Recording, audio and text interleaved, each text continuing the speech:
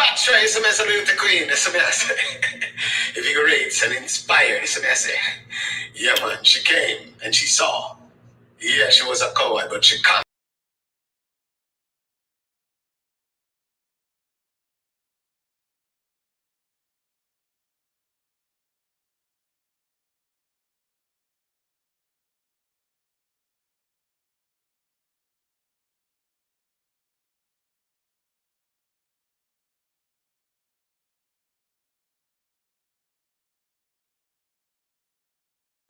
I bless you, oh, true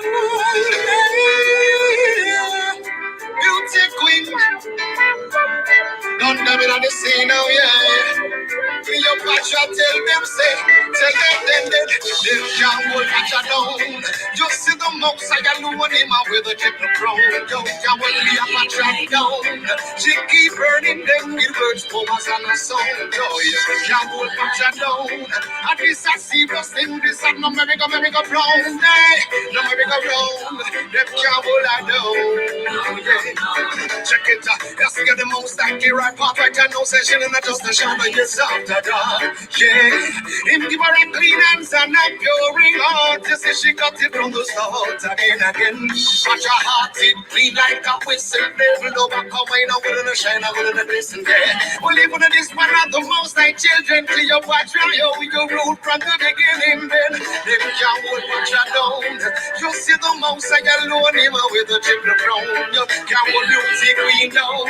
She keep burning them words, poems and a sound. Can't hold Pacha down. And this a serious thing. This is no America down, America brown. Cleopatra tell them you reach it bend to the storm, to the rain. Thank you for blessing her again. She tried it to the street and to the lane. I will not be a gunshot. The people in my Batman domain, yeah. Father, you carry her through.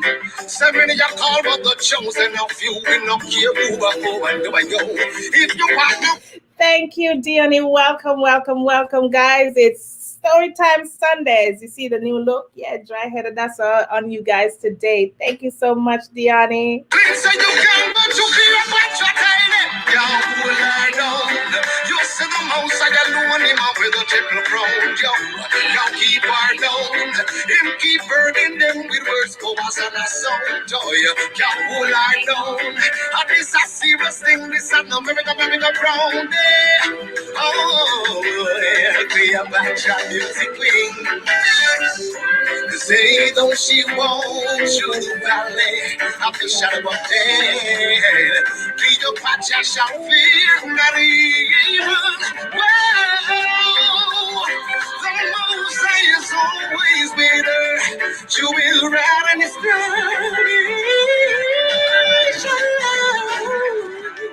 them can't hold Pacha down. You see the mouse, I got alone him with a triple crown. Can't keep her down. She keep burning them with words, poems, and a sound of lips in the ladies. Oh, standing up for the babies. She will, oh yeah, gave her eyes. Yeah. Yes, guys, welcome. We're back at it again. It's Ladies Uplifting and Inspiring. As you know, it's your queen, Cleopatra. I missed you guys last week. We were not here, but I was here with you in spirit. And this week, it's the last Sunday in the month of May. And as you know, May is celebrated as Child's Month. And we're celebrating Child's Month. And we also have a special guest who is no stranger to Ladies Uplifting and Inspiring. Her name is Valerie C. Dixon. She gave us part 1 with uncovering or unearthing uncomfortable truths. She spoke about the TOSA. She spoke about the fact that, Black people are disregarded. She spoke about the fact, spirituality, people wearing masks.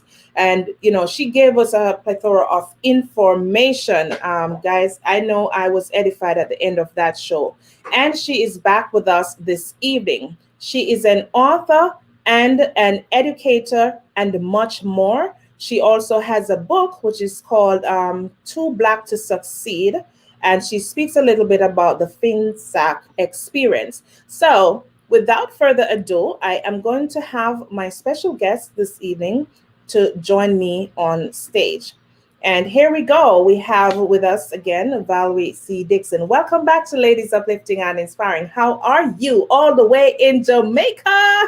That's right. The country girl is now just fine. And listen, guys, as you always see me with my lashes and my long hair, you know that I bought from somewhere. But today, it's a reason why I'm looking all natural, unfiltered, kind of, a little bit of dabbing here and there, but trying to be as natural as possible. The dry headed, that's the girl from Balaclava. It's a reason why I did this today, guys. As you see, our special guest, she also is wearing her own natural hair, right? So it's a reason why I did this. So as the last time I said the plane land, but this time I said, let me take a trip to Jamaica instead. Thank you so much, Dione. Welcome again. Regal is the word, exactly, because we are his royal priesthood. So the plane land again virtually right here on Ladies Uplifting and Inspiring. So are you ready for the interrogation? Can you hear me, Miss Dixon? Are you ready for the interrogation? I'm hearing you. And I would like to say that there are no dry-headed asses in the black race.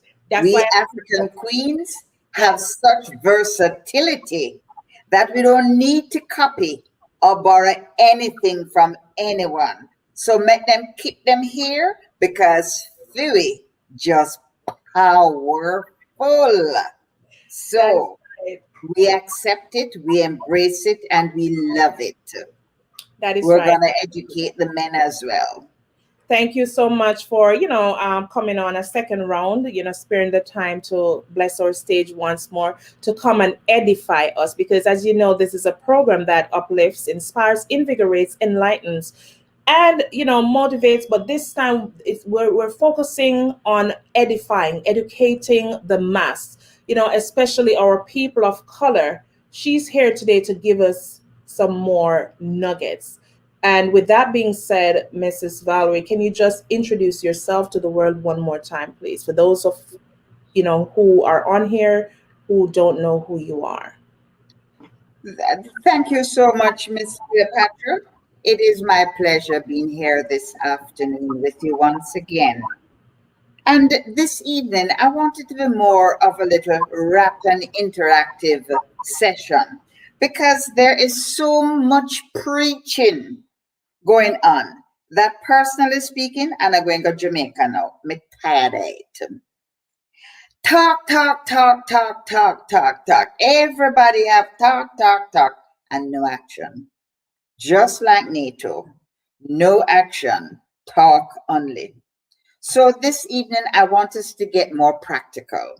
I want us to get more into the nitty gritty as to why things really have not changed in the last 400 years.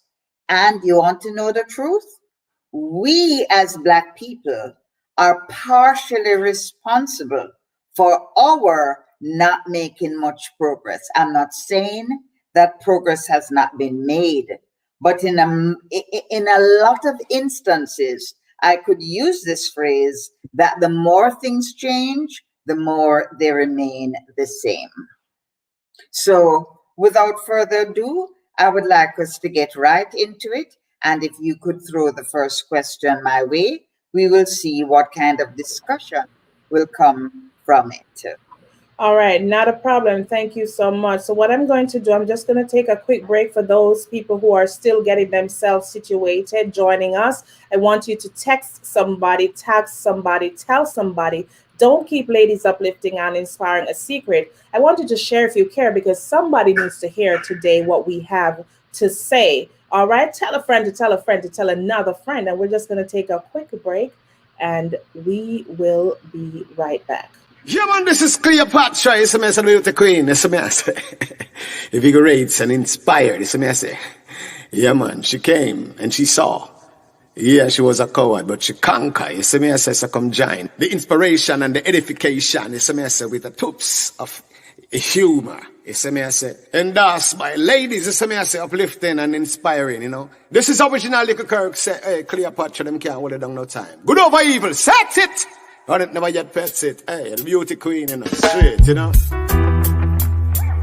Cleopatra, whoa, oh, oh, yeah. Most I bless you, oh. True,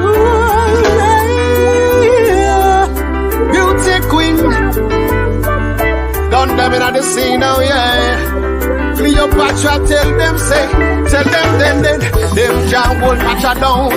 You see the most I alone him with a triple crown. You can't hold Cleopatra down.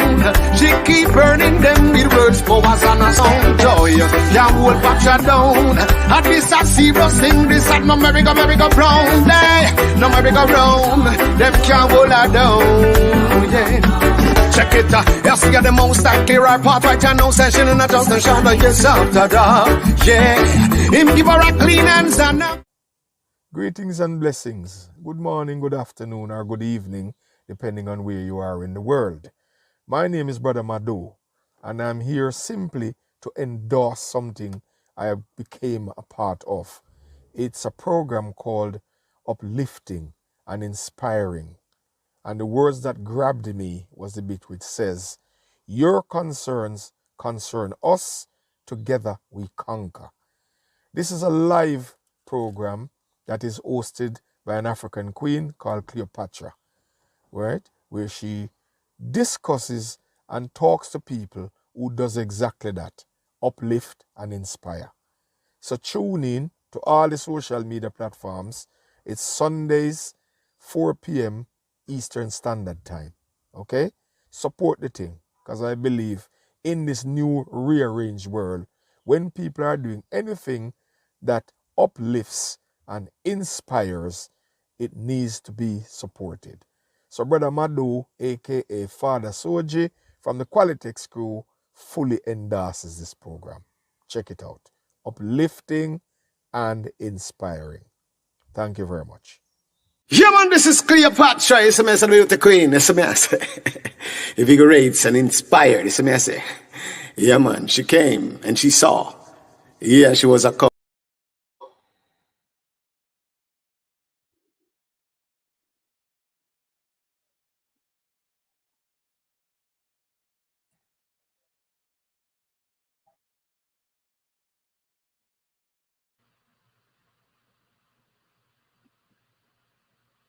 Okay, guys.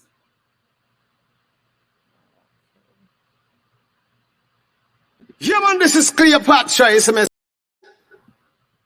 All right, I'm not sure what's going on.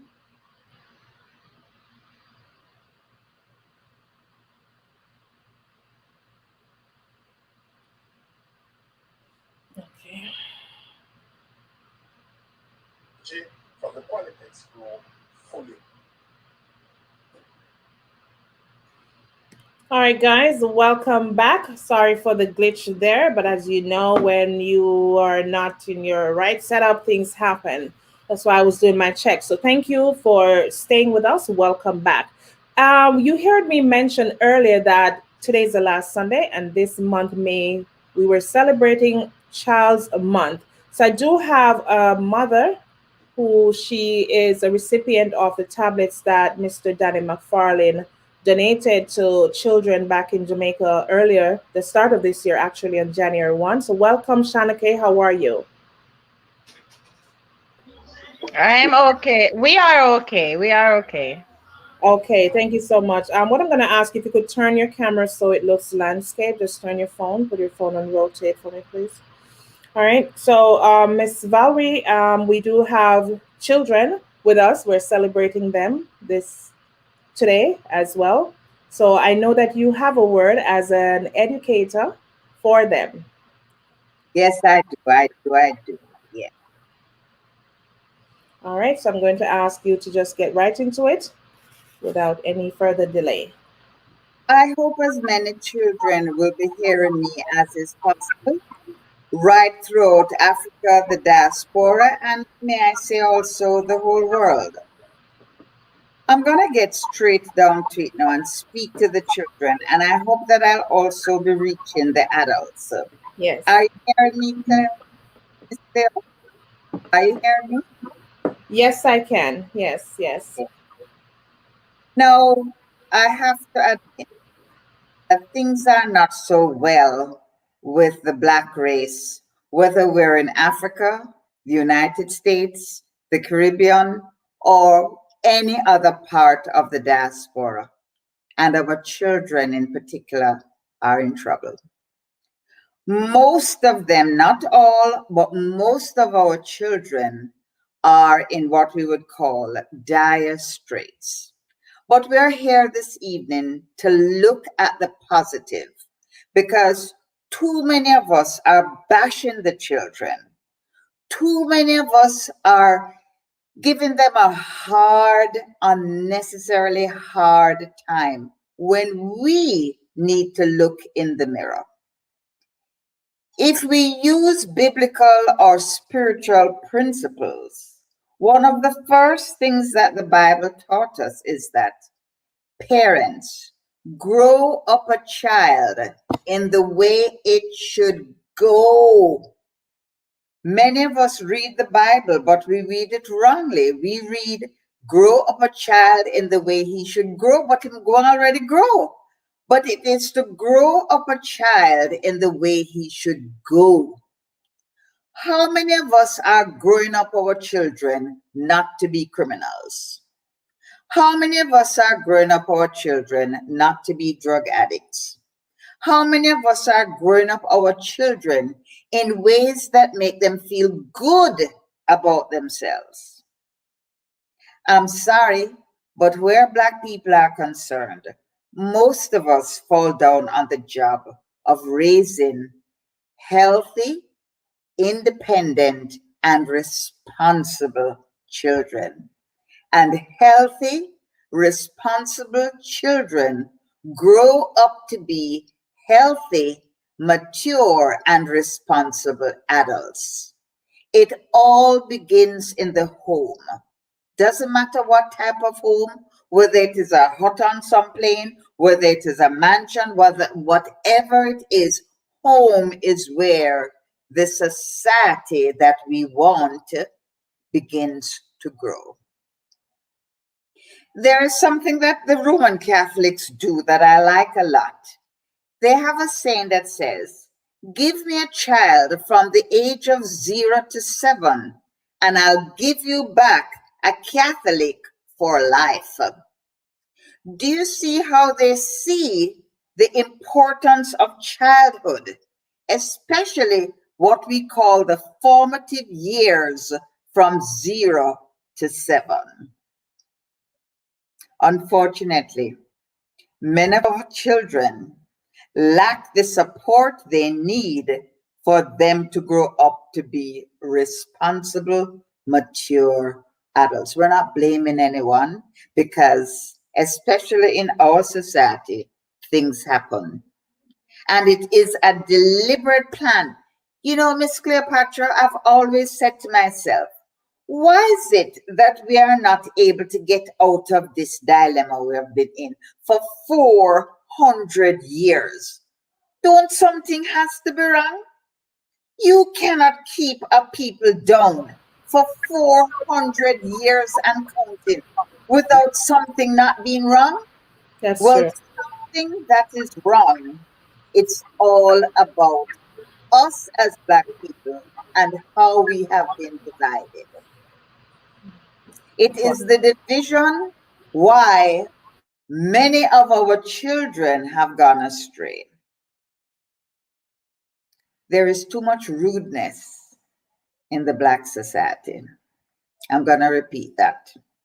There is too much rudeness in the Black society. Rudeness from our children onto our adults, our elders, our ancestors. We're just rude.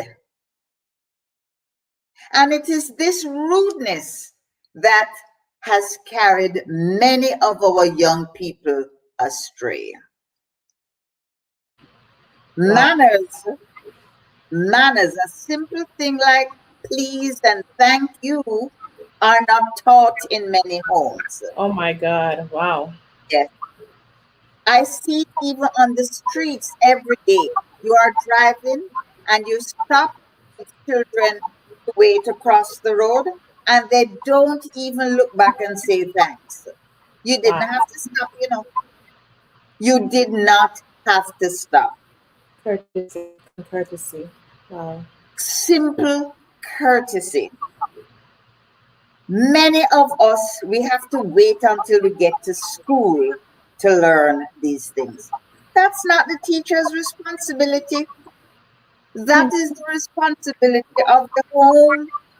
But so many of us are so busy running down the material things of this earth that we are overworked, we're overly tired, we just can't seem to find the time to pay attention to the generation that is coming behind. And a lot of the generation are raising themselves and raising their parents too, and it's not fair to them.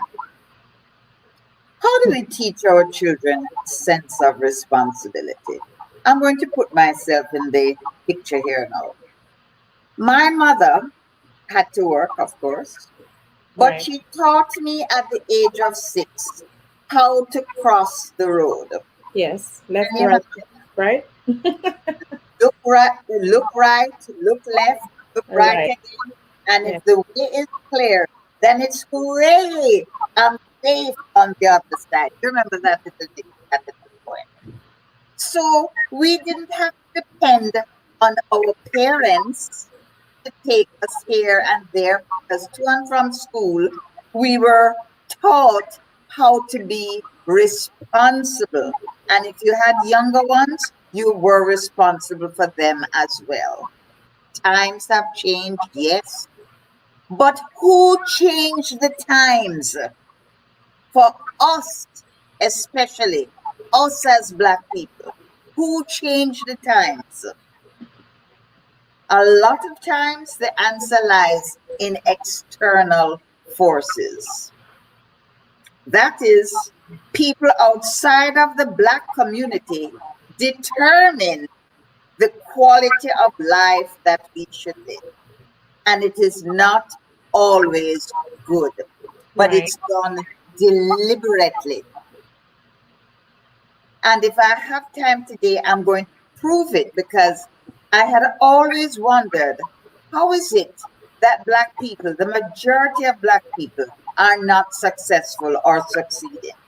Right. Only a few chosen ones seem able to get wealthy. And a lot of them, if they're honest, cannot say they got wealthy on their own. Hmm. Wow. The help they got was legislated by the white people in particular. Whatever we get, most times it is as given as a gift because Inherited. we're not Inherited. allowed to Yes. develop on our own merit because of the mostly it is the color of our skin that they deliberately use. Nothing that we have done, but it is how they perceive us that we are not humans. So therefore, we do not deserve to live like humans. And many of us buy into that. Uh,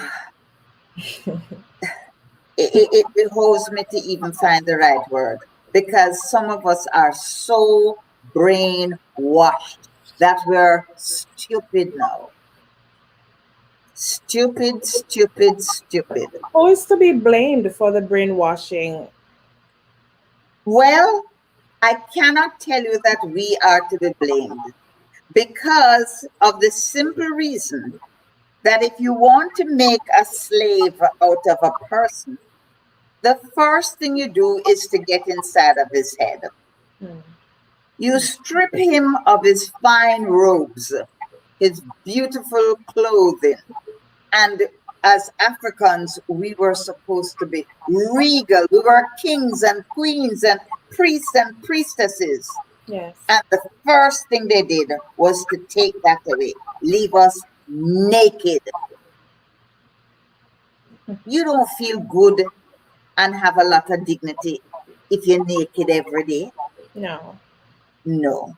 No. The next thing that they did to our ancestors was to tell us that we knew nothing. And they've been telling us this for the past 400 years. Now, after the first 2 generations, with nothing to write with, no pen, no pencil, no paper, no reading book, nothing on that plantation but our mouths.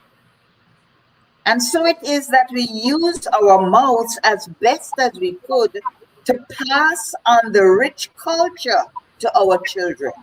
But as soon as we expose what we know, both licks retreat.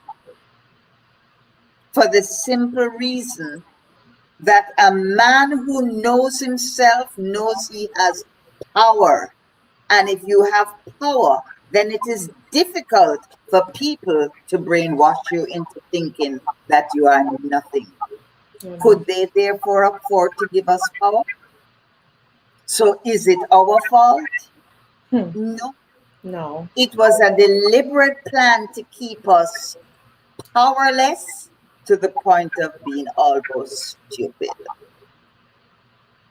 So, as I said,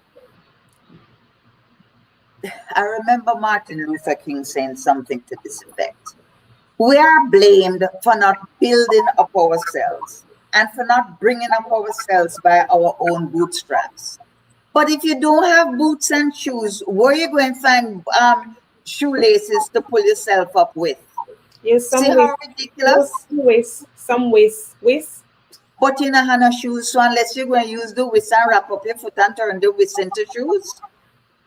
So a lot of us still are under that impression that we cannot amount to anything. And guess what? We sit down and we accept what they give us. Yeah. Anything that the white man gives us, black people say, yes, thank you, sir. Good, bad, and ugly.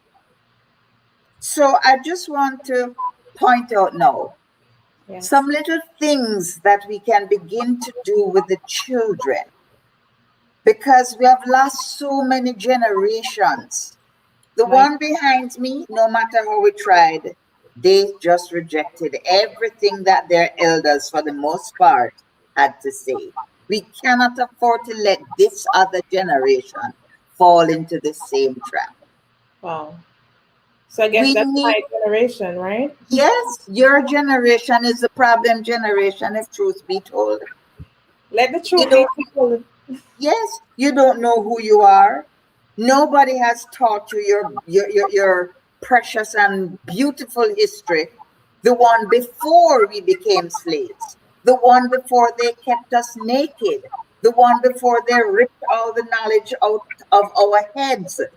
And the one before they gave us their religion. Serious talk right about now. Let us stop right there, so. Oh my God. A lot of black people, not their fault, right, but I'm telling it to you. A lot of us have come to earth to just endure. They have a saying that what you can't cure, you must endure, but that's not really right. We are enduring because we hope that one day, based on the Bible teachings and based on how they have kowtowed to their own teachings that they think is superior, but then some of them don't really kowtow to anything, only brutality and savagery and wickedness. But for us, they tell us, yes, we must worry about getting wealth and riches on earth. Wow. Listen to this foolishness. Wow.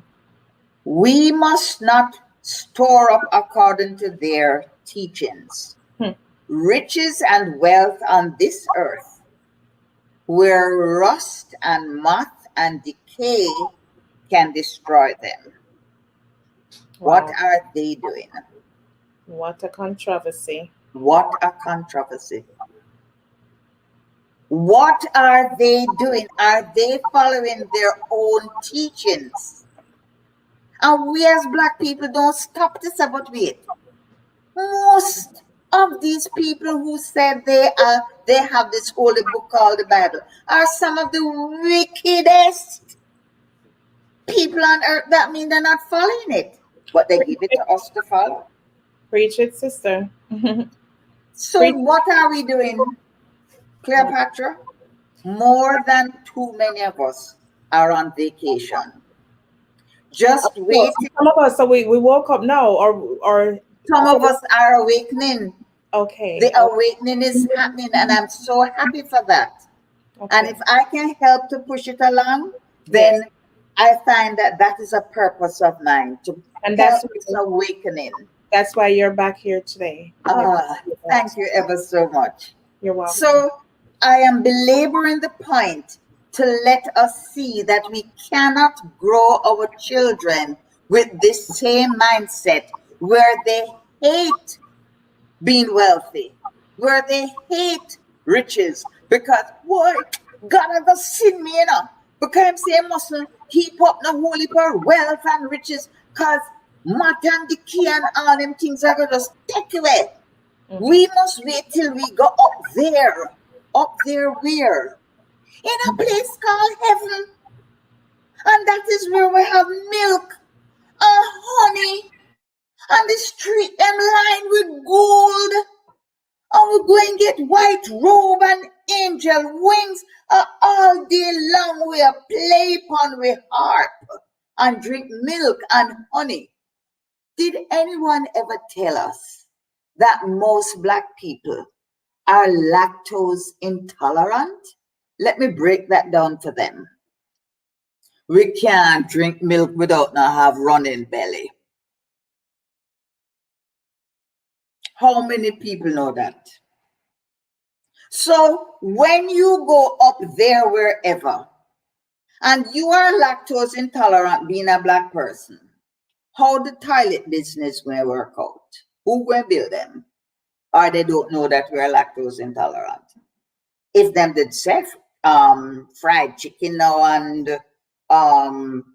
all of the other goodies that we love going to be up there, then maybe I would have put in an application. But milk, and then those of us who are diabetic, I'm making it simple because I want the children to really stop and think, because we have not been good at thinking. And then honey, maybe that might be too sweet for some of us who could be diabetic. And then they will tell you, oh, when you get up to that place, it will be perfection. So there will be no sickness, and there will be no this, and there will be no that. And you will be happy forever and ever and ever. Amen. But if pleasure remains, does it remain a pleasure? So this was just a ploy or an act or something with which they could control us and control our minds. You know how many houses, if I go into them, whether in America, the Caribbean, Africa, or wherever, I see a white Jesus hanging on the wall. And if I ever said to them, so why doesn't your God look like you? Lord have mercy, wanna get that woman there out of me yard to me. Fling her out, fling her, hear what she has said. And yet, if I said to them, so God is Black, is Jesus Black? No, Jesus can't Black. You see how confusing this whole thing is? They will not accept a Black Jesus, but they will bow and pray to one who looks just like the man who is oppressing them. How that makes sense? Yet, before slavery came, we never had a problem. We knew God. We knew God in our own way. We had our own cultures. We had our own everything. And them lick it out of us and called it savagery. And now our children are confused. And many of us as adults are confused too. We don't know what to teach the children. So many of us teach them nothing. So with that, okay. So even when I was a child growing up, they had the calendar. Every year you get a calendar with this Jesus on it, right? Mm-hmm. What would you have to say about that calendar? I can't say anything about the calendar because if you are broken in spirit, I can hardly return you to the wild where you will become your true self again. If you return a horse that has been broken and you set him free and tell him, run off, go off, that horse may die because it does not know what it is to be a horse. It knows what it is to draw load. It knows what it is to do as it is commanded to do. It knows how to live according to what a person, a human being tells it to do. It has lost its spirit of being a horse. I don't even think it could recognize one of its free relatives out on the range. So it is very, very difficult. And this is why liberation is such a struggle, because we still have to overcome those who want us to go their way so that they can control us, control our children, and even control what they learn at school. Now that's the worst thing. So, Sikapin, Mrs. Valerie. Now, Sure. one thing that tickles me, since we're on the spiritual, a little bit on the spirituality part, right? Mhm. You know how when we were children growing up, probably you did the same thing, but I knew when I was a child growing up, we would have devotion every single morning, you And know, nothing is wrong with that. right, including your Bible reading and all of that. But, now that I'm even living in another country, and you notice that the schools in the country, or most of the schools where I live right now, like, they take out the Bible from the schools. You don't hear about devotions anymore and all of that. And remember, most of these schools, we still have our Black children there. Do you think this have any effect on their upbringing as well? I'll ask you one question. Who took the Bible out of the schools? Black people?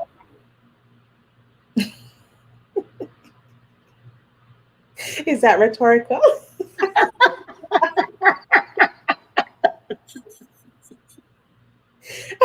You tell me which black mother or which black father could a dare go touch them Bible and fling it out of school? How that would go? Hmm. How would that go?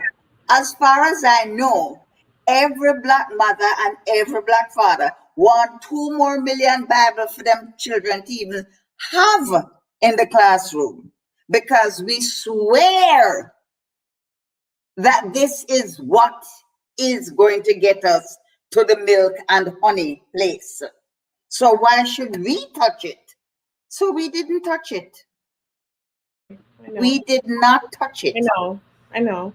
you know. Right. But Yeah. there are so many other religions that we have got to give respect to people who do not believe as we believe. But Sikapin, they will have a problem because I, as a parent, and again, I guess it will boil down to how we were raised. But let's say I have my Bible and I would want my child to have a Bible in school. Whenever they get a break, they could probably read a verse or two. I'm not trying to impose what I, want for my child on another child. And, we're talking about in the schools. My problem is where when one person, because everybody has their own religion, I really personally don't believe in religion. Okay. Mhm. I'm with you there. It's being imposed on others. So it's like one set is saying, it's like one set is like a bullbuck and duppy conqueror kind of thing, like, during the tug of war, so to speak. Hmm. And I don't think that is fair. You understand? So where do we cross, where do we cut the line, I cannot say where we cut the line other than saying that religion is man made. And the laws that tell you whether you can keep a Bible in a school, keep a Quran in a school, or read from the Torah in a school, or have the Bhagavad Vista, I don't remember quite the name. You see how many names I'm calling already of holy books? Yeah. And we Christians think that is only the Bible alone is a holy book. And we get hot under the collar if other people try to interest us in their religion.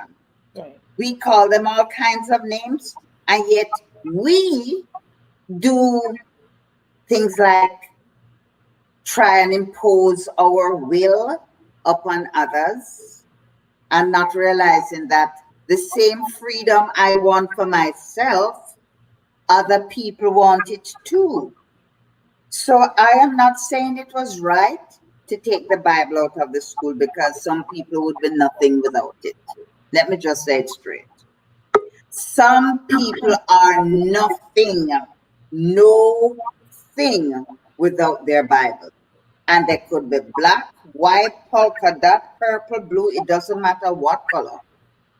They are so invested in this belief that you cannot tell them anything else. That's why we have war.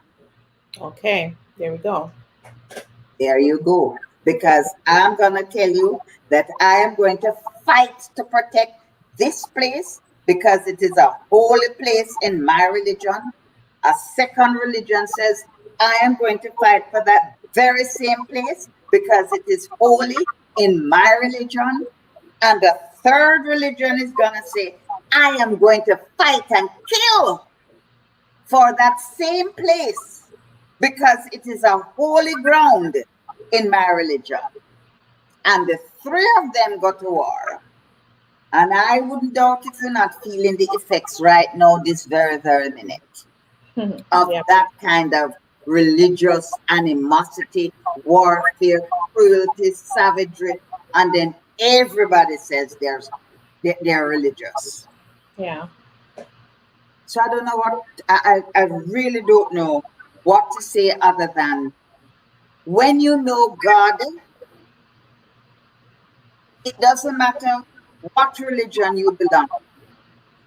There are two laws that I know of that is respected by every human being on the planet, regardless of whether you are the Sand People or the Bushmen in the Kalahari Desert, or you are the swankiest banker on Wall Street. We all know these two rules, sorry. The first one says, do all you promised to do. The second one, so if you promise to love and cherish her till death do you part, Right. if you don't mean it, don't say it. So vows are promises, and if you're not serious about them, serious consequences. The next law says, do not trespass on a person and do not trespass on a person's property. Right. If we all as human beings could follow those two rules, life would be a lot easier on this planet. Well, I would Two agree. simple rules. And whether you're a Buddhist, whether you're a Rastaman, whether you are Muslim, Jew, So it's like Christian, everybody mind it their own doesn't business. matter. Everybody must mind their own business. That is what it means. Don't trespass on a person. But how many of us mind our own business from government level right down to the street level? How many of us know that the pen has the company name on it So don't take it home and tell the child, see a pen here. That child says, but mommy, this belongs to the office. Is all right, use it. What are you teaching him? No, What are you I teaching? didn't even look at that. I mean, a pen is a pen. That's how we look at it. But whose name is on it? Unless it were given to you. And there are little things like that we do without even thinking about it. And we don't know. And this is what I want every mother, every father to write down. Are you here in Children, and my rest of conquerors? Get your pen and papers. yes. Children do not always listen to their parents, elders, or adults. They do not always listen, but they never, ever fail to imitate their parents, their elders, their guardians, their whoever the adult or role model is. Monkey see, monkey do. Monkey see, monkey follow, or monkey do. Yes. So you could have chat out of the two sides of your mouths until the cows come home. The child is saying to him or herself, you listen to the old hypocrite. Say one thing to me, yet they're doing something else and expecting me to do as they say. Can't work. Listen, perfect example. Many a times I get caught by my own children. And guess what? I have to apologize. I got to, take a step back and be like, oh my God. And apologize. And that's one thing too that, I wanted to mention, that parents don't think that they can apologize to their children, And another thing, I wanted to touch on a little bit is, that children, the saying that says a little child shall lead the way, since we're on this. Oh, yes. Here. Many times, if we imitate children, they are so fair and honest until they are taught otherwise. Children are some of the best human beings on the planet because they don't have any prejudice, they don't know discrimination, Filter. they don't know cruelty. The best example I can give is a child who we call mentally challenged. That child is nothing but pure, undiluted love. Okay. That child who we claim is challenged, we are the challenged ones. That child doesn't know or want to fight. That child doesn't want to disrespect his or her mother. That child doesn't want to create mischief. That child doesn't want to do drugs. That child doesn't want to steal. That child doesn't want to do anything but show love. And yet we call them challenged. They don't know anything else. They cannot comprehend hatred. They don't understand what it means to hate a person because the person has a different skin color. And the child who hates another one was taught to hate because no baby was born with a sign on its head saying superior or inferior. So where it come from? Where them get it from? Now must we the adults? And this has been going on now forever. So I know it's his child's month, and I know that the hormones are raging in the veins of those children, especially those in puberty. Yes. Puberty, when you don't know whether you're a pick-me or you're a big smaddy. Wait, so what's said to them when they're growing up, so they start smelling themselves, right? And more times when these things start to show, them start to get attitude. Mother called them, oh, she called me, she not say something to something. When they were 10, they would never. Hold on, 10? No. Nowadays, it's way before 10 years old. So you mean 10 not perfect anymore? No. Oh my Lord. Oh. 10 used to be the perfect age for a boy in particular. That boy was so loving and attentive. And then all of a sudden, one monster just appeared in a house. You don't know where he come from. Hmm. But he's acting out now. And most times he's acting out what he's seen happening around him. So this is why we as black parents have the double responsibility of raising those children in a way that shows respect to their elders, other human beings, and themselves. Right. Now, I'm going to take a break and I have a question when we come back. All right. Sure. Yeah.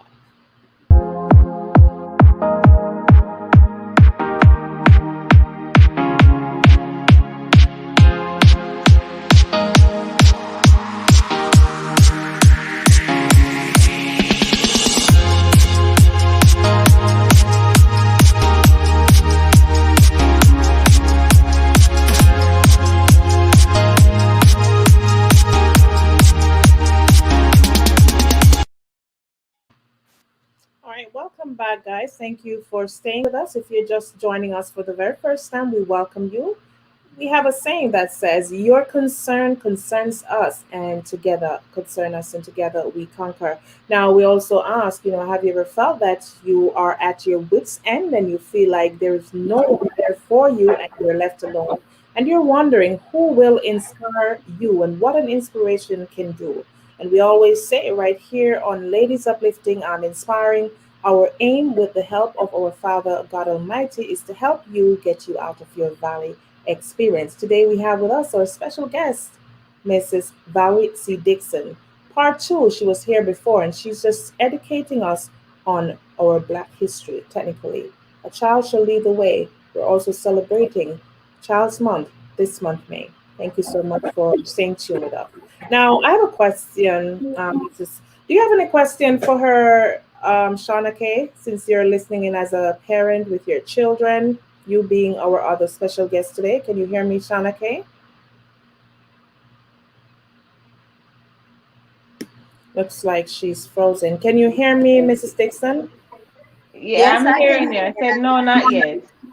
Okay, all right. The question I am going to ask uh, Mrs. Valerie is, do you think the fact that we have so many dysfunctional families or homes, where we have divorces going on, breakups, single parents, and all of that has an effect on what we're experiencing today with our children and the family on a whole?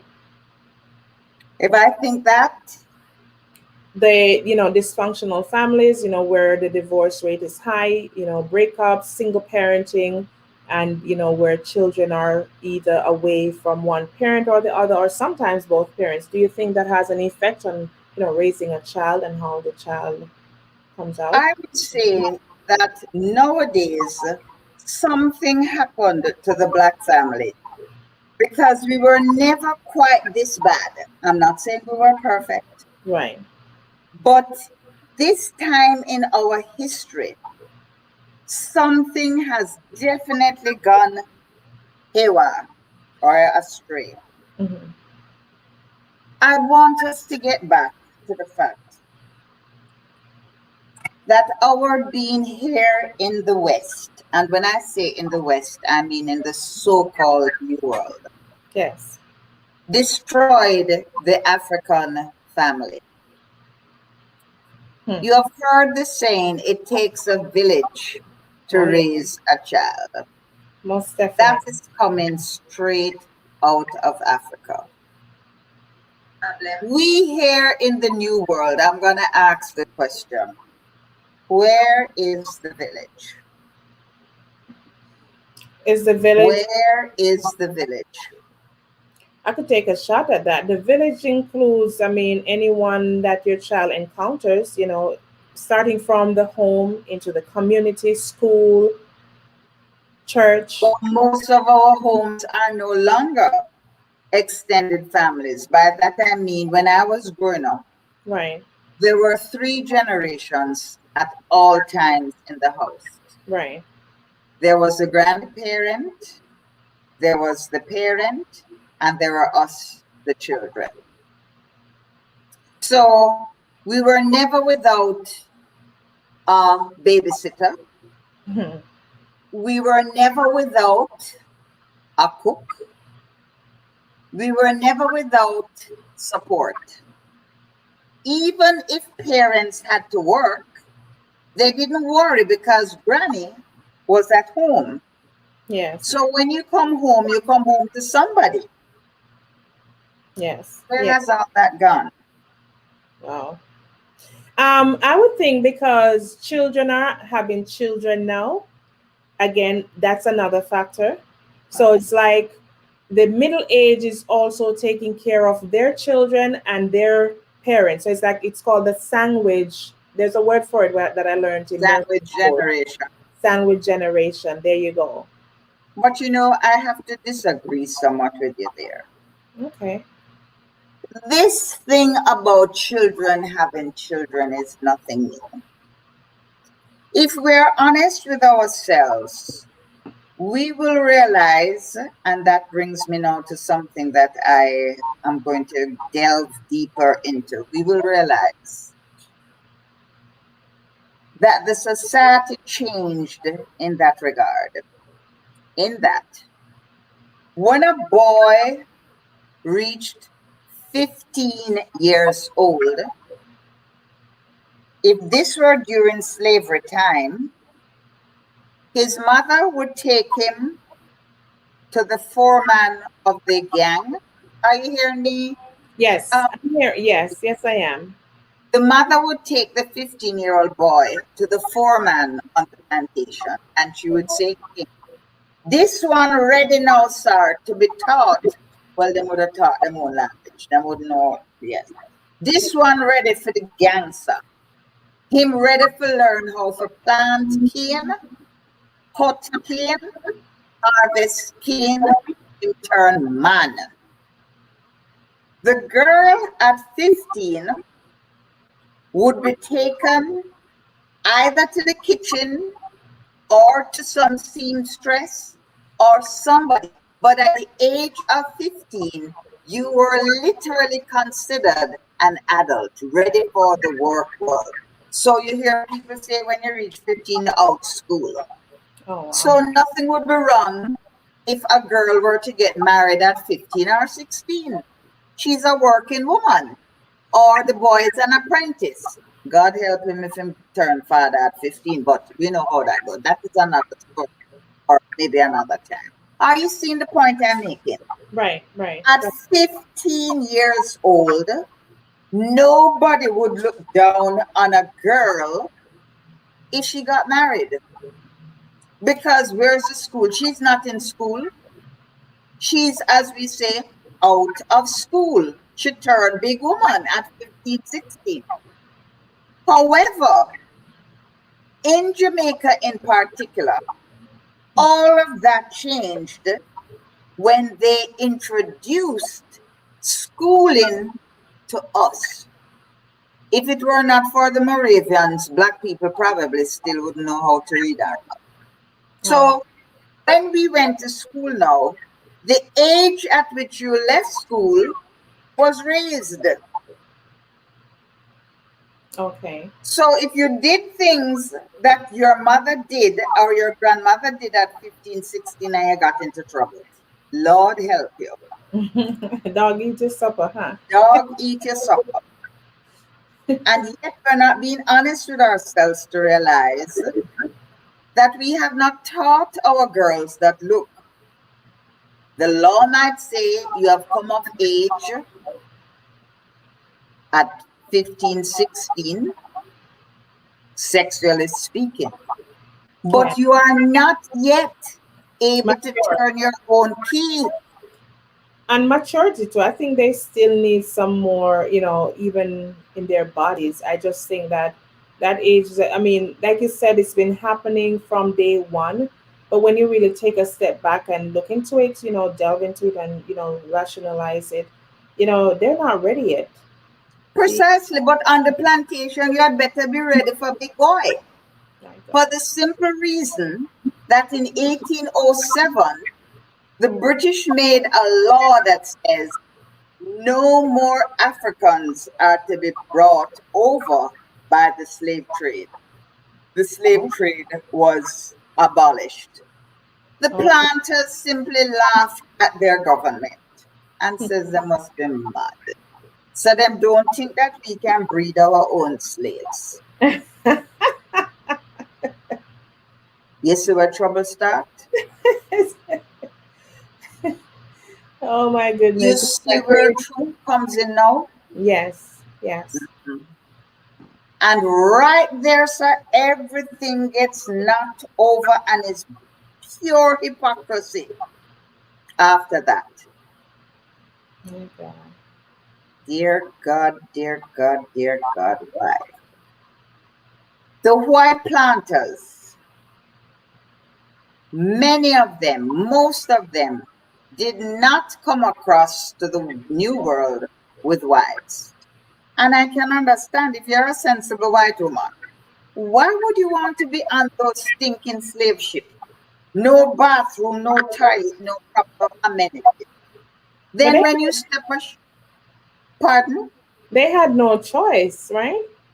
Not a matter. Of course, they had choice. They could stay in their lovely homes in Falmouth, England, or London, England, or wherever in England the planters came from. They didn't have to risk hurricane from June to is when hurricane season done again. November 30th. From June to November. You think they were going to stop those ships sailing because of hurricane and they have cargo of Africans to go deliver? So a lot of the men, when they came, they didn't come with their wives. And they took us forcefully, most times, to be their partners. I'll just give you a quick example. George William Gordon is such a child, born by way of an white planter, and hear this now, a Yeah. nameless black woman. See the disrespect for us? So that created within the society now a third force, Oh, okay. Okay. a third force. And those third people, those third force, put us at the bottom too and forced their way into the gentry class. And Wow. I'm going to teach you something. There have been free black people here, not only in Jamaica, but in the United States and other parts of the New World, because I'm not going to get too technical, but I need to say we get the impression as it says millions upon millions upon millions upon millions of black people who came to the West or to the New World. No, there were black people living here before Columbus came. Right. So ask me the question again, because I want to keep on track, but I want people to start thinking. So the question you asked was, remind me. Is it the one where the oops. No, how did we get onto this track? I just want to be reminded so that I can come back. Right. So the question I asked you is if the single parent, the dysfunctional The family. dysfunction, that's Yeah. right. Yeah. So when you talk about dysfunctional, the plantation was not really dysfunctional, you know. If we could live again like how we lived on plantation in a positive way, nothing would be wrong. Because every plantation looked after each other. So the mother knew that when she left her boy with the gang, you see where gangs come from? Oh, okay. They would be treated with food and they would be learning a skill. The Okay. same thing with the girls. She would be learning to cook or be a dressmaker, or she would be occupied. And the grannies would look after the younger ones who don't reach working age as yet. I'm not saying there wasn't the cruelty. I'm not saying there wasn't the oppression. Don't get me wrong. Right. It was not hunky-dory, but it was not as dysfunctional. Let me repeat, the black family was not, to my mind, I don't want nobody to take me on and tell me, say, yes, it is dysfunctional from whenever. It had order to it.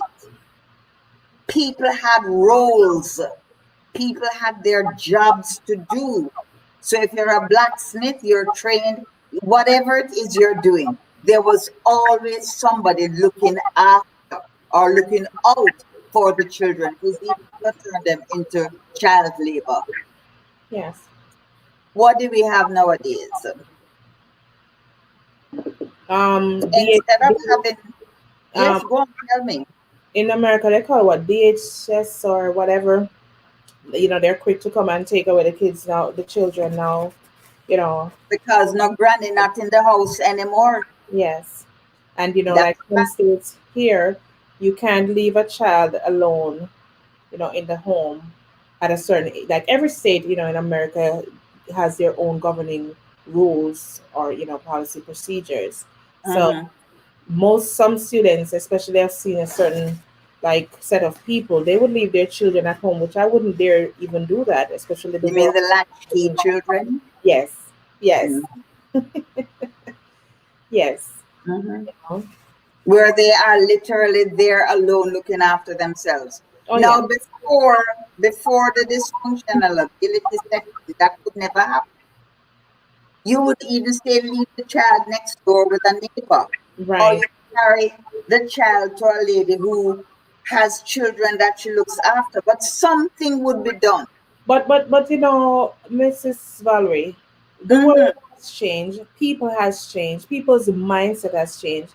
Because I'm gonna mention something which we're not really, you know, because social media nowadays, when you talk about certain things, no matter how truthful it is, they want to try to shut you down, which Yeah, yeah. I Tell love. me about it. And again, I just want people to know that the views expressed here is not necessarily, you know, what I would think or ladies uplifting and inspiring would think. But the thing is that we're here to express ourselves. You know, we're living in a world where I can tell you this. I remember probably a few years ago, I did a Google search on certain kinds of people in and around the community. You would put in your zip code and type in the word, and you'd be surprised to see the result that comes up with how many red check marks of those kinds of people living right around you in your community. So You mean, you know, leaving like pedophiles, you know what I'm saying?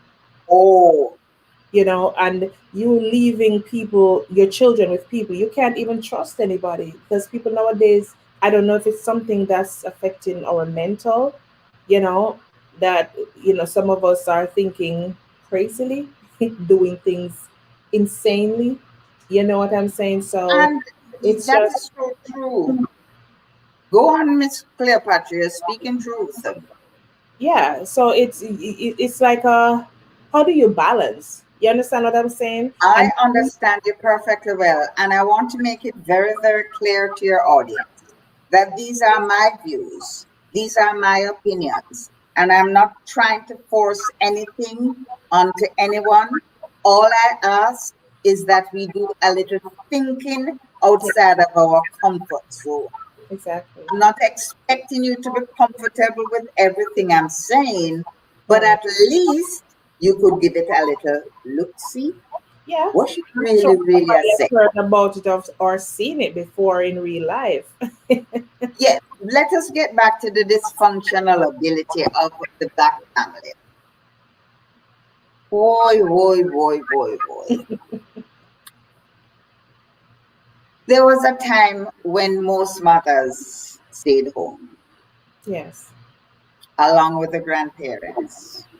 But the one income, the forces that be said, we want consumers. We are going to make fridge and stove and settee and all the nice things, and And we are going to advertise them in such a way that anyhow you don't get these fine things, you're a failure. Yes, that's another thing. Then they did so many things within the black community that our poor black men just could not keep up or compete. And many of them became marginalized or fell by the wayside. Then, again, my opinion, because this I don't think was so prevalent in the early 20th century, yet by the time I became aware that I am me, the communities were flooded with drugs. Huh. They were flooded with guns. Now, taking back to Jamaica, we don't manufacture guns.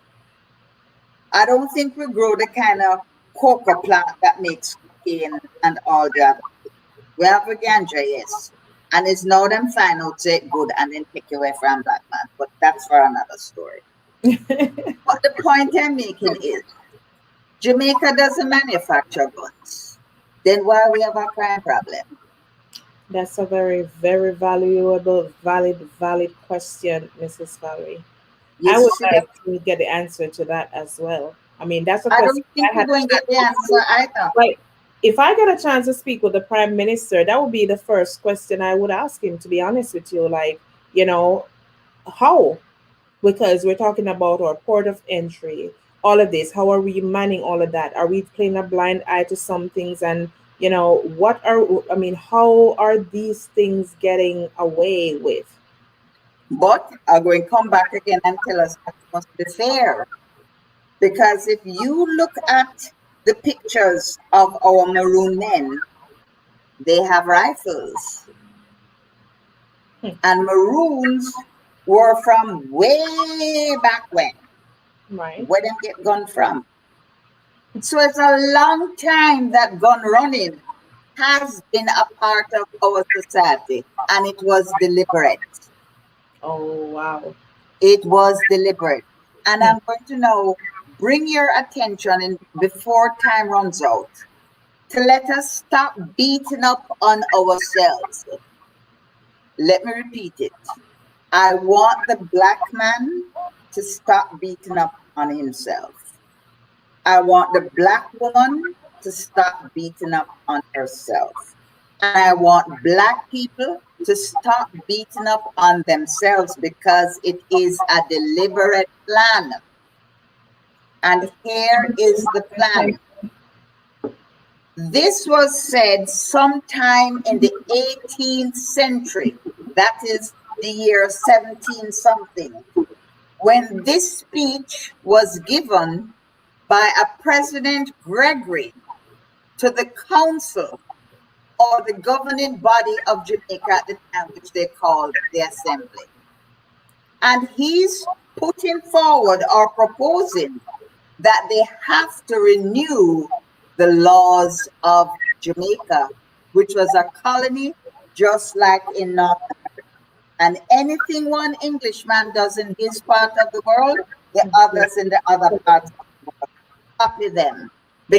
because they all belong to England. So I don't want anybody watching to think that this only happens in Jamaica. It was for the entire colonial empire of the British Empire. And this is what he's proposing. Our first care should be to provide for our security. Right. And how are they going to do this? By bringing in sufficient number of white people to try and outnumber the blacks. Hmm. So this way they feel they will get security. Hmm. Hmm. Whether fortunately or fortunately, it didn't work. Because the amount of waterborne diseases that were here to kill them off. Oh my. Plus, they couldn't do the backbreaking work that black people could do. So we were never overrun by white people.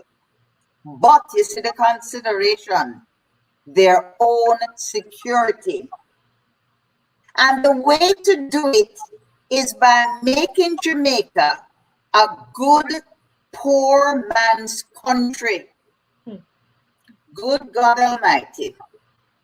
And we did keep up with 10 job and try to do this and try to do that, and everything we do, they pull the rug from under our feet because they know what the plan is to make the colonies, and that includes Jamaica and wherever else, a good poor man's country. And now we wonder why the majority of us poor and just a sprinkling of us then pick out to turn wealthy.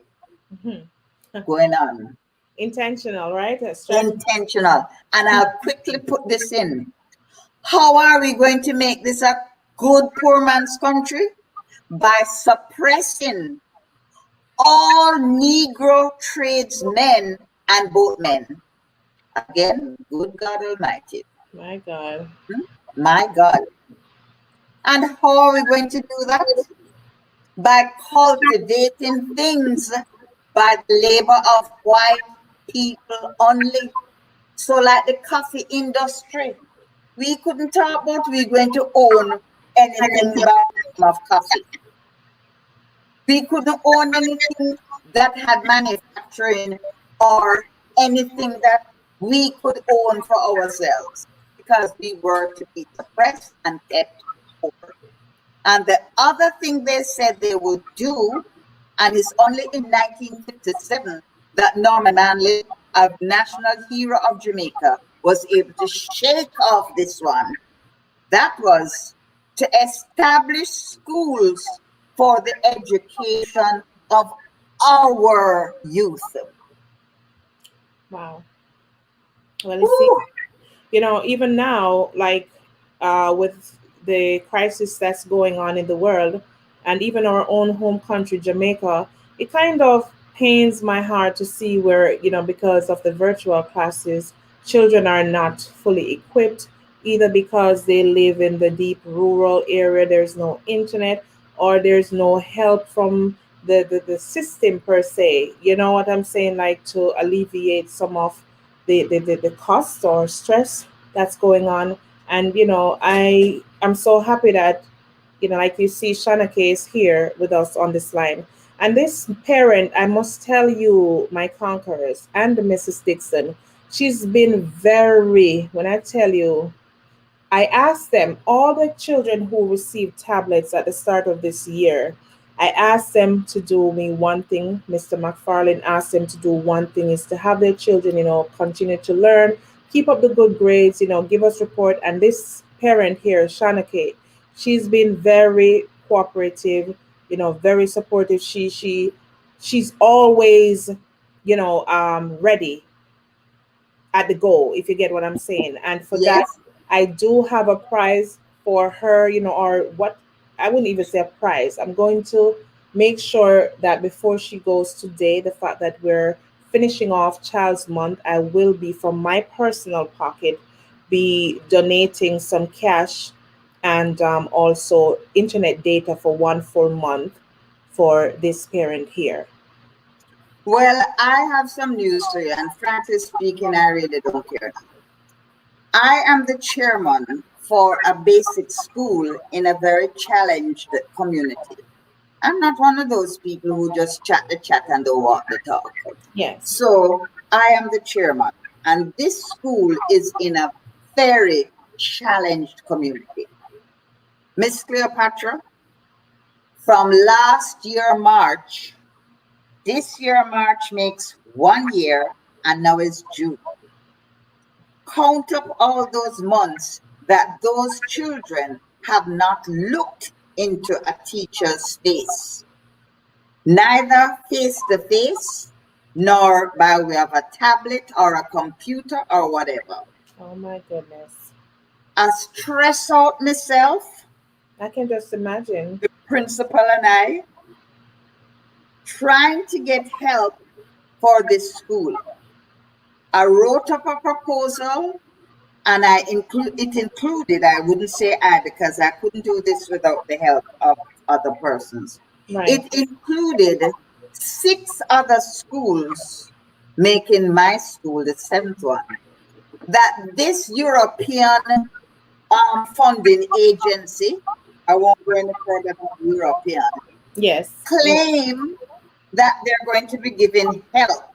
One extensive something when Kelly said me could have hardly managed to fill out the form, how it was difficult. But we managed and we got it in on time. Miss Cleopatra and world, to this blessed day, I have not heard one word, as we say in Jamaica, not one gun dove was a shot. Wow. You see how crime and gun violence and everything now just become part of it. Everything is you know what. But in Exactly. other words, I have not heard one word,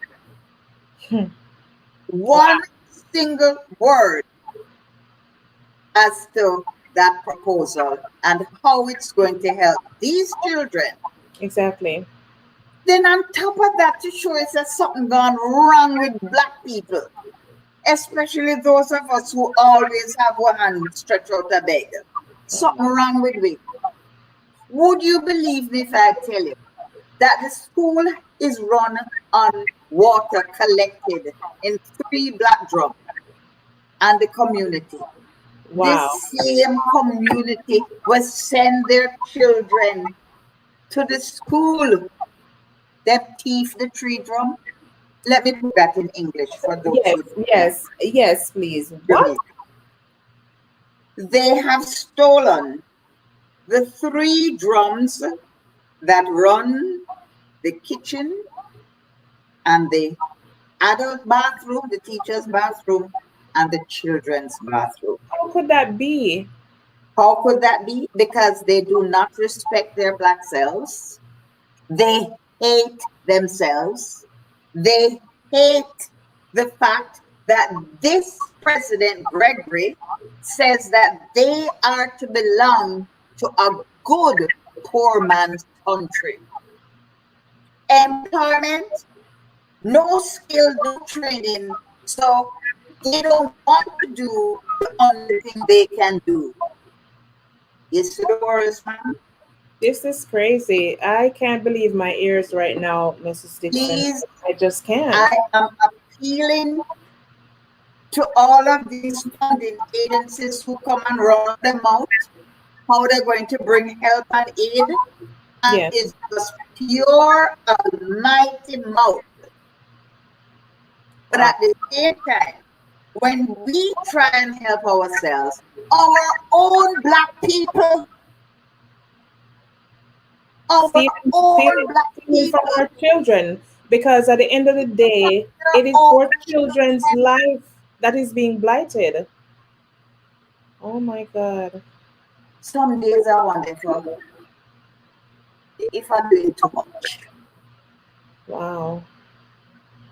That's Because some of us are just not getting it, that we could be our own worst enemies. And this is just a perfect, solid example. I wonder if anyone who's listening, if they got that. You heard, I mean, I'm going to reiterate because this is disgusting. She's a chairman of a basic school. I'm going to allow her to remind me of the name. But what I want to emphasize and reiterate is the fact that this school, running on whatever resources, limited resources that they have, they had 3 black drums. And for those of you who lives in Jamaica, especially Portmore, knows what I'm talking about, those black drums. 3 which accommodated the kitchen, bathrooms for the teachers and children. Some people from the community or out of the community, wherever, stole them. That's very atrocious. Like, that's unheard of. So, I'm going to have to go the route again and ask the parents once more. Now, these are parents who can just afford the basic necessities. So what's the name of the basic school again? This school is the Wards, WARD', Wards Park Early Childhood Institution. I'll go it slowly again. Wards Park Early early childhood childhood institution. institution. I got you. My God. So you can imagine how I feel. Wow. And especially since you're so knowledgeable already with seasoned with information about our own selves. And oh my God. And every time that these things happen, I say to myself, we are a self fulfilling prophecy. We don't expect much from our black selves, so we do everything to remain down there. Wow. We can't blame white man here, so No. is not everything. I'm not saying he's not the catalyst that caused most things to happen. Right. But many of the times it's because we don't take responsibility. Because a lot of times, like you said, we just sweep things under the rug, and or we blab about it for a minute and then it dies. 9 day talk. Wow. 9 day talk. And when I tell you that the proposal stressed me out and the people who are helping me with it, and I could have swear now that something is going to come of this so that the 7 schools could really get connectivity so that they could be furnished with tablets, and there could be training for parents, training for teachers, training for Mrs. Dixon too. Yes, yes, yes. Because And with the instead, availability of technology every and day, instead everybody is, yeah. we get 2 steps forward and 2 million backwards. And then we turn around and we blame, we blame, we blame. That's all we do for blame. But most of us would rather do other things than concentrate on our children, unlike my mother's generation, because I am sitting here in front of the whole world today, Clifton, Yeah. because sacrifices my mother made for her children. Them me and nowadays parents. Let me just tell it to the whole world. Most of these parents in today's day don't care for their children. They expect the government, they expect these funding agencies and them sweet mouth. They expect others to do for them what they should do for themselves. Marcus Garvey come and it look like him come for nothing. His teaching looked like it was all in vain.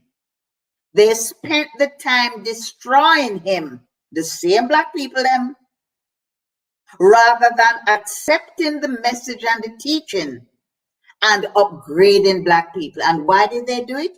Because this man said that we do it by suppressing all Negro tradesmen and both men. And that is how we make ourselves secure. If we keep them down, then we will rise to the top and have dominance over black people. And black people just can't get it. As them get $1, it don't stay in a them community for 6 hours. It gone straight back in the white man hand. Then them no must laugh after we and say we are idiot, we are fool.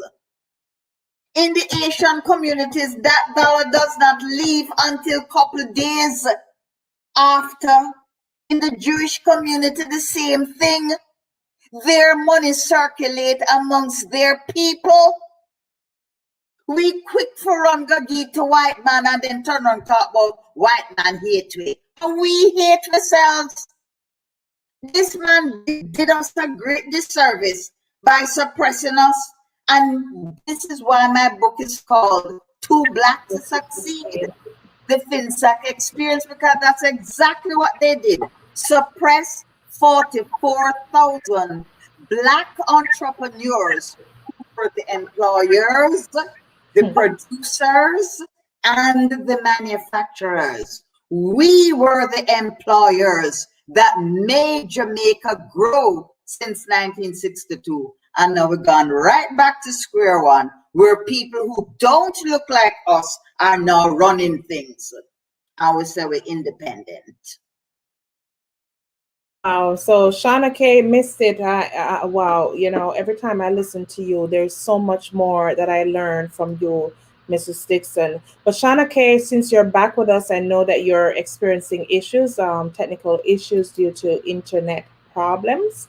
I think you missed it earlier. The fact for your loyalty and also your obedience, somewhat, if I should say that, um, on behalf of Ladies Uplifting and Inspiring, from me personally, I must say I'm going to gift your child 100 US dollars and 1 month free internet services. So that's the fact that we're celebrating Child's Month. And you've been there from day one. The things that we've told you to do, you've been adhering to it. You've been forthcoming. You've been supporting us every week, no matter how. If you can't, you always reach out to me and say, hey, even when I don't ask you. And for that, I am going to give to your child 100 US dollars, and you know how I'm going to send it already, and also 1 month free internet for your child. And that's on behalf of Ladies Uplifting and Inspiring to your child.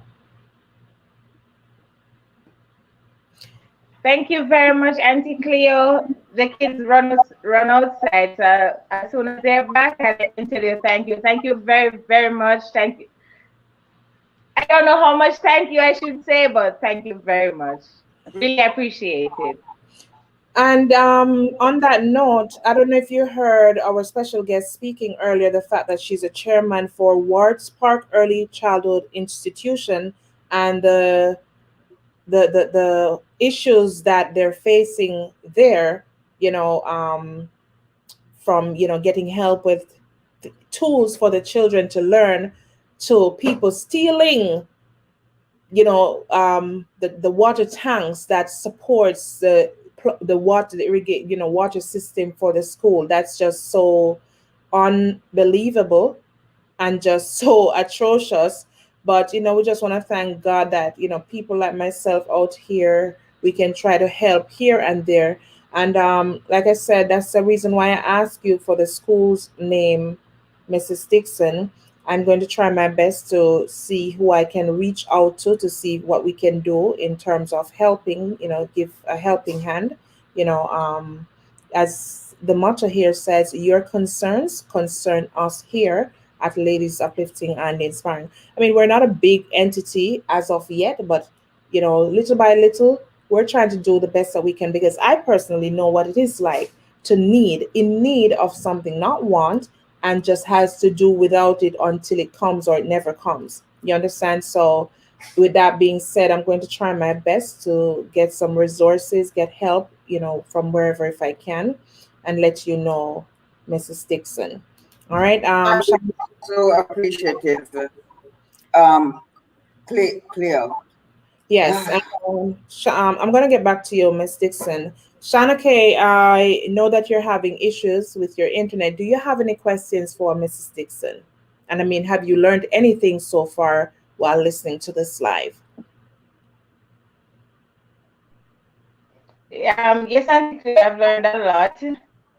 Wish there was more time for me, and the internet never gives so much trouble, so I don't miss out so much. But saying that, she gave enough things that I should look into as a parent, and how I should take care of my kids, because I have 3 of them, 1 girl, 2 boys, and I have to and how I should discipline them and do the best I can as a parent to see that they're okay. Them and kill them with licks. Please, Shauna K. That done with. No. When we lick them from the liquor, then go up to lick us back. You see how them looking back at the if you can't catch I am a shouter. I shout a lot of them, but I'm trying my best to tone it down a bit. Although sometimes, Lord have mercy, but I do love them and I want the best for them. And it is really, I am really happy to get advice from someone, persons who been through it and can help us as a young parent to try and fight the journey as well and do it the best way that we can. That is so good. And I'm happy that you're telling them before the whole world how much you love them. That's very good. More Black children need to hear that they are loved and supported. Thank you, Auntie Thank you. Cleo. Thank you, Auntie Cleo. And thank you, Miss. Welcome. Thank you, Thank you Miss. And too. thank you, Thank you, Miss.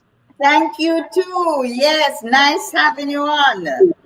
And being able to talk to you. Same to you. Okay. Just continue to be the great mother that you are, Shana K, and children, remember to be obedient to your parents as well. So I don't know if Mrs. Valerie gonna lick me for this one, but so that your days may be long.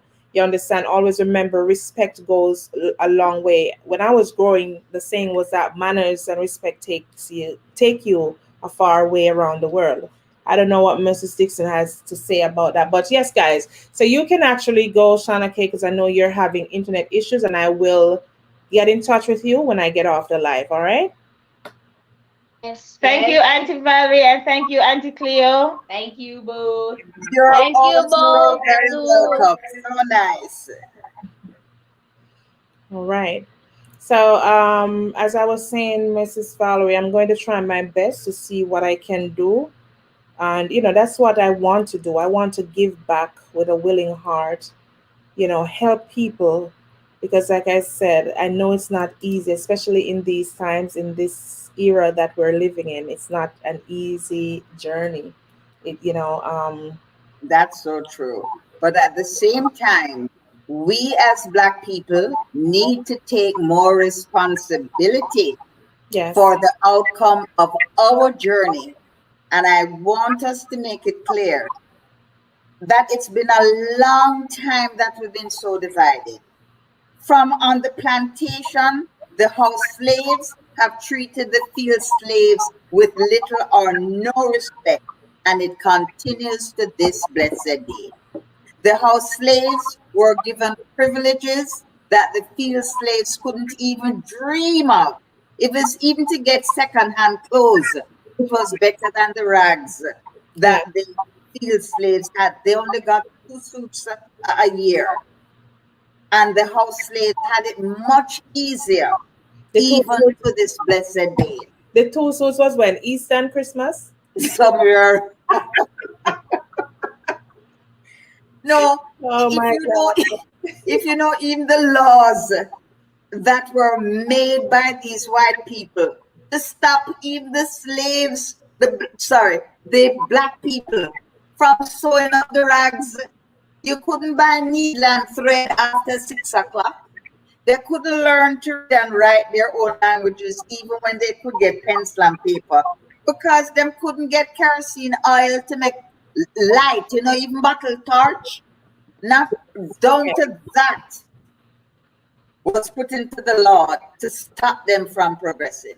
And good God Almighty, so many of us have opportunities and are squandering it because we believe that we are inferior. And we have allowed them to still keep us naked and to take everything from out of our heads. Right.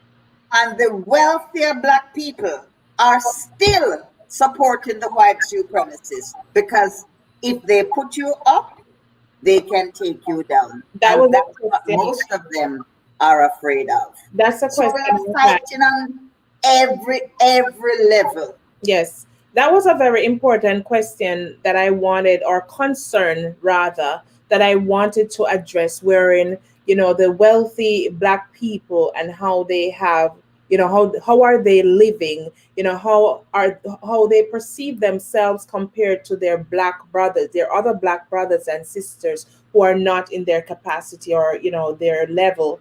I'm going to give the whole world a homework assignment. Please research this word for me. It is called boule, although it is spelled Boule. Look at the people who belong to that elite Black society. Boule. LE. and it's pronounced the boule. Is that French or what kind of word? It sounds like French, Okay. but Okay. then Sure, we'll they be don't looking mean this up. anything. I will be giving you or saying it here. You Asking, see? I may use this as a quiz. So if there's anyone here listening today, you may win something in the future. You never know.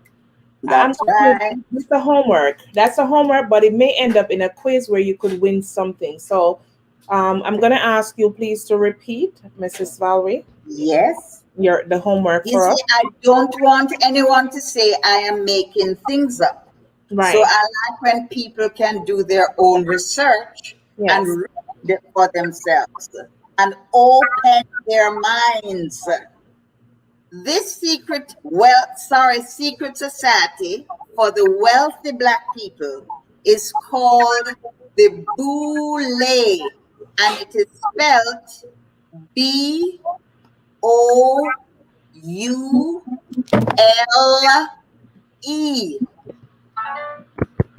And you will see what it is they do, why they think, most of them, if not all, think that they are better than the rest of us. And so they don't identify with our struggles.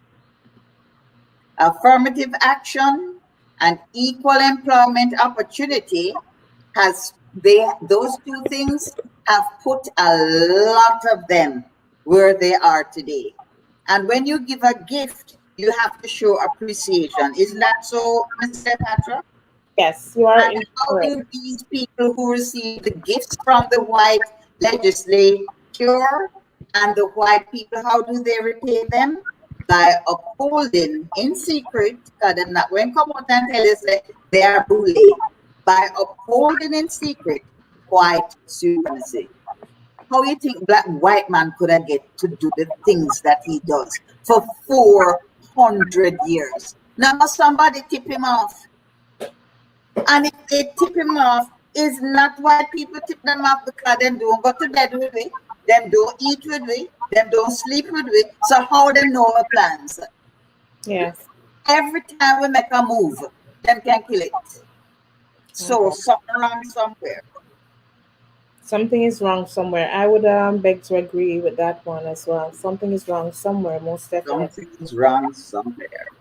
And I know you spoke a little bit about, on spirituality, and also, I wanted you to touch a little bit. You probably have said it, but just to put the icing on the cake, where, people need to take off the masks. Black people continue to let others take disadvantage of them, you know, Mm-hmm. just to put the icing on the cake. Yes. Black people, is not that they allow people to take advantage of them. It is the fact that they have no economic power. When you are poor, you dare not even have an opinion. Hmm. When you are poor, you have no self-confidence. When you are poor or feel less than, you are almost impotent. Right. And I mean it in every sense of the word. Yes. You just Dead. cannot Dead. find your mojo. Yes. You don't have that get up and go, that drive. Look at the Asians, the people from Korea. You know, the ones with the nail salon and that kind of people who feed off of us Hmm. because the goods that they bring in for us. And who does it enrich? You know what? I must add to that. It's so ironic that you mentioned that they feed off of us. I was actually in a nail salon recently, and it was about to close. So one of the techs had their last customer or client, whatever they call them, and her comment to her peer was that, "Oh, you like in their own, you want, like you say, you want nails, you got to make sure you pay your money." But the lady was gone, and she was saying this behind her back and laughing, and I was like, oh my god, like This is, And I bet you next week she gone back into the same nail shop to go get. And you see how them beat them with stick, mop stick and we don't know shame, you know. that what you said, I Black could give you a people perfect have example. no shame. My They God. live the worst kind of life and support the wealthiest people on earth. And they never one day turn around and say, let me support my black brother. Let me support my black sister. Because when one rise, the wave's supposed to, all ships supposed to rise. No, Yeah. bad mind, grudgefulness. See what I'm doing with school?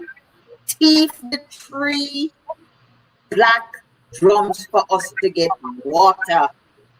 So the children, their children, can learn. And you tell me now, sir, black people really and truly not sick.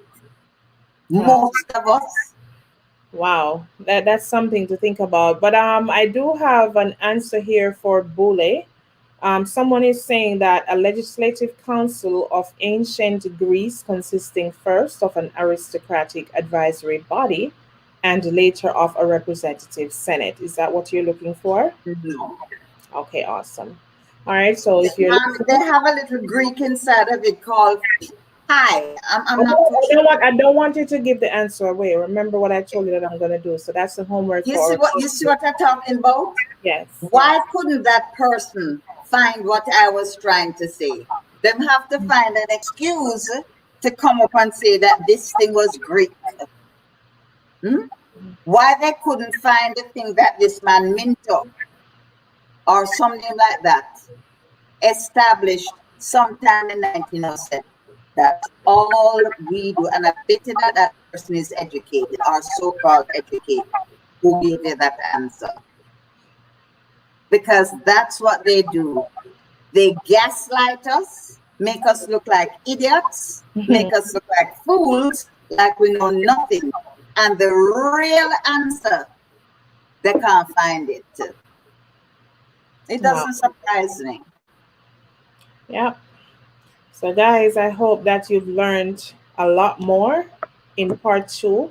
And this lady, from just listening to her, she's got more where all of this is coming from. You know, it's for me, I know this may be boring to a lot of people, but these are the things that I like to sit down. You know, it reminds me when I used to go to Michael.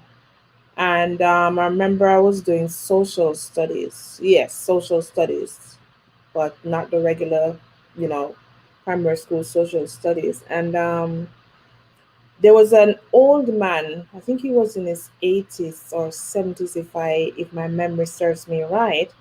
And he would just talk. His class, he would just talk. And I know there were a lot of children who were just, bored by him just talking. But let me tell you something. Whenever I would go to my exam, everything that man spoke about in his just regular, like it would sound like he was just having a conversation. Like, you sometimes you go to your grandparents and you and them sit down and you have a chit chat. That was how he taught his class. And I found it very useful for me because his style allowed me personally to learn a lot. And whenever I went to do my exam, I always aced that exam.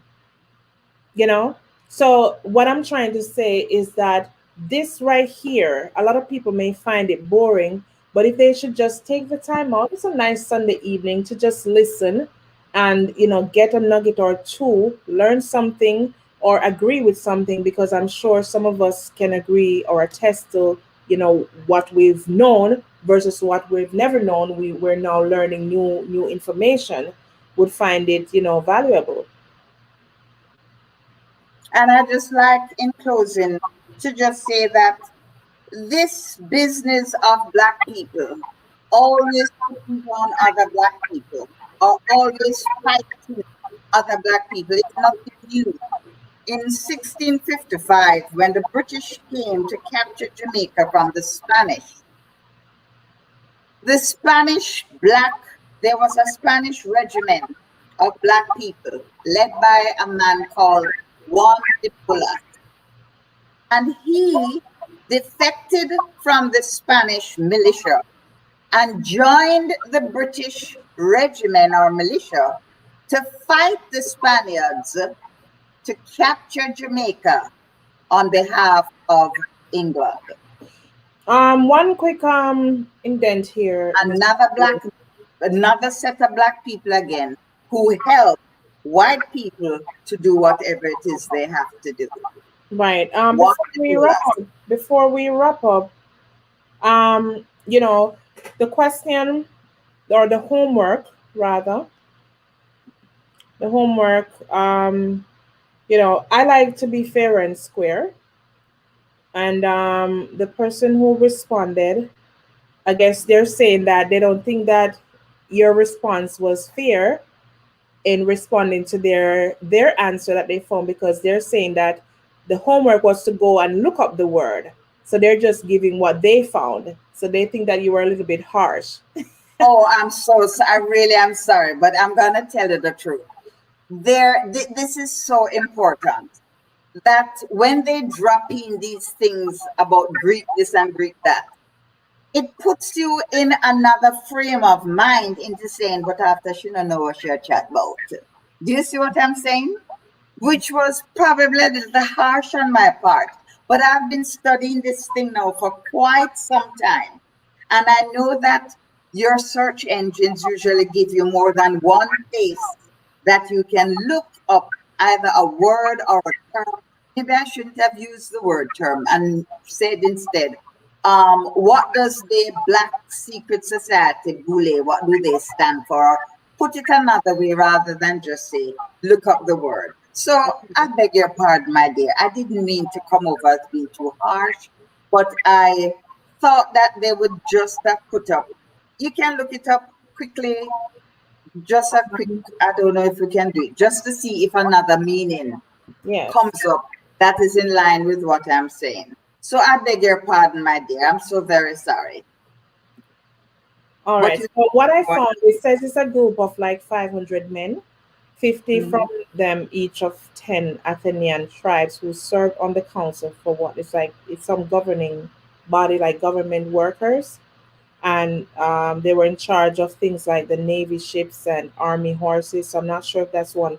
It's like it comes under an ancient Greek democracy kind of history. And, yes. Well, these are your 10% who are in the Boule, are your 10% intelligent blacks, you know.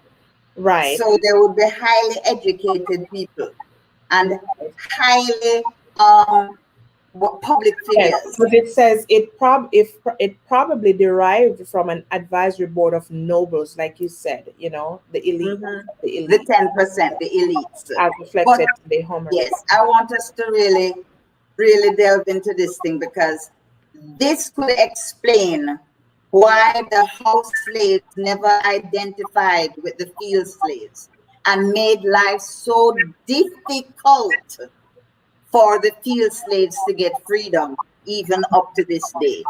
They were well looked after by the masters, so they didn't have to fight for anything. But we still are fighting. And I just want to add this too. So we're going to technically give away the answer, because I found something I think more gravitating to what you were explaining, Mrs. Valerie. It says it means a council or nobleman, and this is the first Greek letter fraternity for black men, was formed by 2 academic doctors, a dentist and a physician, for professional, social and cultural enrichment and engagement. So it's saying cabinet secretaries who belong to the Boule, you know, and they gave a person's name. So was that a mentor or some name like that? Who founded it? How the founder? So there's a 1904, the first African-American Greek secret society was formed in Philadelphia. So this, I think this is what you're looking for, by Dr. Henry Minton. So guys, if Mr. Minton on here today, the live is going to end, and I know who's on here today, so somebody else can win something when I ask this pop question as we go forward. So it says here in 1904, the first African-American Greek secret society, it was formed in Philadelphia by a doctor named Henry Minton and 5 of his colleagues. And the Boule is an acronym for Sigma Phi Phi, P-Phi or Pi-Phi. And I think that's some kind of sorority, like some kind of where you get As it said, Mhm. secret society. Right. It was formed to bring together a select group of educated Black men and women. I don't talk. Okay. So that answers, I think that would answer my question as it relates to the set of wealthy or well off Black people who, they're just living and not trying to help their so-called inferior so-called Black brothers and sisters, or people who are not where they are yet, so to speak. But it is important that we end on a note of positivity. Yes. The note should say that you should not allow external forces to determine where you as an individual you want to get to. That's why I love the Haitians. When I see how those women use mud and add sugar and spices and whatever and fed their children mud cakes rather than depend on foreign food, it's But just phenomenal. Mrs. What Valerie, yes, listen, I just saw some more information. Now it gets even more interesting because I can't even say this, but what? as far as what I see, and this is on the internet, people may say not everything on the internet is true, but it says it was a certain, I'm not even going to say the word, a certain kind of secret society. They said, it says allegedly paid to destroy Marcus Garvey. But girl, it's in my book what they did and who did it. And who? And Yes, some and of I them see are them. national It heroes. listen, this article right here, I have to go and read it. I see I'm gonna message you. Wow, this is Please.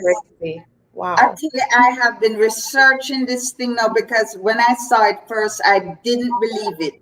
But when I saw what became of Marcus Garvey in his own land, My God. my God. My And that is God. why it is so hard for us as Black people to be united because you have this so-called 10% pulling with white supremacy. W.E.B. Du Bois, look at his life, his later life, when he recognized that Marcus Garvey was right. He gave up citizenship of his birthland. He was born in America, I think. And he gave up that citizenship. And I see his grave in Ghana, in Africa. He went and did what Marcus Garvey said. He went back to Africa. And we have people to this day who don't even educate themselves as to who W.E.B. Du Bois was, that he was the arch enemy of Marcus Garvey, because he, being a mulatto, wanted those types of people to be accepted by white society. So they wouldn't have to go with this little black uppity man called Marcus Garvey. And it flopped, it flopped, it flopped. It couldn't flop her. Wow. And in the end, he is now a tourist attraction in Ghana. And Marcus Garvey's feet never touched African soil. What an irony. And I think that that is such a nice way for us to leave people thinking. To God. I just want to say thank you. I'm going to address the viewers. Thank you for staying in tuned with us. Thank you for watching us. Every week you come back. You could have been elsewhere and just continue to, tune in, watch us from anywhere. And to you, Mrs. Valerie, the bold educator, the most courageous female. I mean, probably more courageous than I am. I never thought someone would have been much more fearless than I am. But I applaud you on what you're doing in terms And of. I applaud you too, Miss Cleopatra. You are doing a wonderful job, because if you didn't give me this opportunity, so many people would still be where they were last night. And they cannot go to their beds tonight the same way. If it's even one thing, they're going to be thinking about it Thinking and about. changing up here with just that one thing they're thinking about. Yeah. You gave that opportunity. God bless you, ma'am. I thank Yes, you so so. much. All right, guys. So we just want to say stay tuned. Always come back, always share. I mean, if you know someone who you think will listen to this and, be inquisitive, wanting to know more, share. Share if you care, because somebody needs to hear. Tell a friend to tell a friend to tell another friend. All right, your I do. My concerns grandson, Miss Cleo, I and have a class with my grandson now. He's yes, teaching me something and he's just called in to say it's class time. Thank you perfect again. timing. Yes. Just want to ask you to leave us out in a word of prayer. Don't have to be too long, Mrs. Valerie. Quite, yes.